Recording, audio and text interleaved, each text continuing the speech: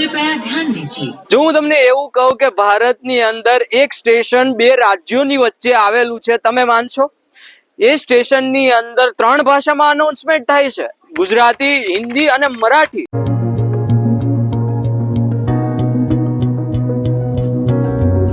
હું વાત કરું છું મહારાષ્ટ્રની અંદર આવેલા નવાપુરા સ્ટેશનની, કે જેની ટિકિટ વિન્ડો મહારાષ્ટ્રની અંદર છે અને સ્ટેશન માસ્ટરની ઓફિસ આપણા ગુજરાતની અંદર છે.